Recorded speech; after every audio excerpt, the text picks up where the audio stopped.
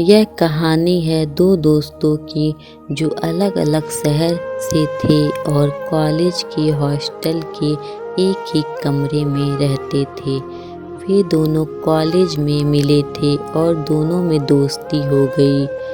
दोनों ने कॉलेज की पढ़ाई पूरी की और फिर सरकारी जॉब के लिए कोचिंग करने के लिए दूसरे शहर में चले गए। वहाँ दोनों ने एक किराए का कमरा लिया और दोनों एक साथ रहकर कोचिंग करने लगे, लेकिन दोनों में से किसी का भी नौकरी नहीं लगी।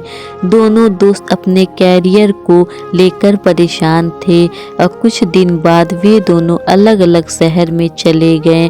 अलग अलग शहर में जाकर एक किसी कंपनी में नौकरी करने लगा और दूसरे ने एक अपना छोटा सा बिजनेस शुरू किया।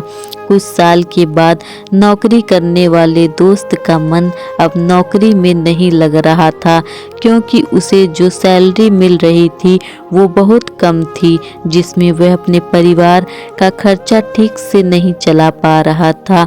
उसने वह नौकरी छोड़ दी और कोई अच्छी नौकरी जिससे उसे अधिक पैसे मिल सके, ऐसी नौकरी की तलाश में दूसरे शहर में चला गया। एक दिन सुबह का समय था। वे पुराने दोस्त एक बस स्टॉप पर मिले। दोनों ने एक दूसरे को पहचान लिया। हाल चाल पूछा तो नौकरी करने वाला दोस्त ने कहा वह बहुत परेशान है। पहले एक नौकरी करता था जिससे कम सैलरी था, इसलिए उसे छोड़ दिया। अब दूसरी नौकरी की तलाश में घूम रहा है। फिर दूसरे दोस्त से पूछा तो उसने कहा कि वह बिल्कुल मज़े में है और अपनी एक छोटी सी कंपनी है जिससे वह अच्छे पैसे कमा लेता है, और दोस्त होने के नाते दोस्त को भी नौकरी पर रखने के लिए कहा। दूसरा दोस्त अगले दिन से ही काम पर आने लगा। काम ठीक था, ज़्यादा मेहनत का काम नहीं था, बस लेबर का हिसाब किताब रखने की जिम्मेदारी थी। कुछ दिन बात करने के बाद दोस्त ने अपनी कंपनी के मालिक जो उसका दोस्त था उससे कहा कि हम दोनों एक ही कॉलेज में पढ़ने में भी एक जैसे ही थे, और आज तुम एक कंपनी के मालिक हो और मैं बस नौकरी ही कर रहा हूँ। ऐसा क्या है कि जो तुमने इतना बड़ा बिजनेस कर लिया और मैं बस एक नौकर की ही तरह इधर उधर धक्के खा रहा हूँ।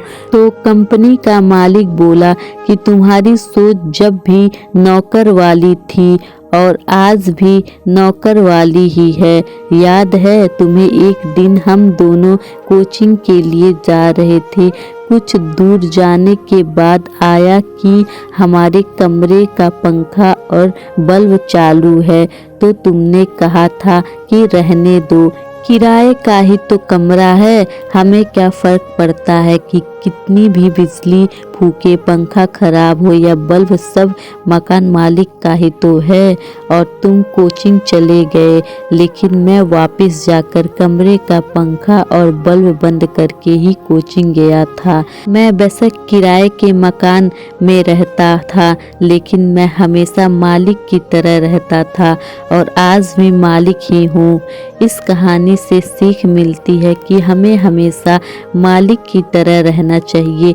जिस भी कार्य को करना चाहो तो उसे मालिक की तरह करना चाहिए, क्योंकि मालिक से कभी भी कोई भी अपना काम गलत नहीं हो सकता। दोस्तों, जैसी जिसकी सोच होती है वो वैसे ही बनता चला जाता है। यदि मालिक जैसी सोच है तो यकीनन मालिक ही बनेगा, और यदि किसी की नौकर जैसी सोच है तो वो नौकर ही बनेगा। बहुत ज़रूरी है कि अपनी सोच को हमेशा ऊंचे रखें, सकारात्मक रखें। ऐसे सफलता के लिए बेहद ज़रूरी होता है। तो यह स्टोरी आपको कैसी लगी कमेंट बॉक्स में ज़रूर बताइएगा।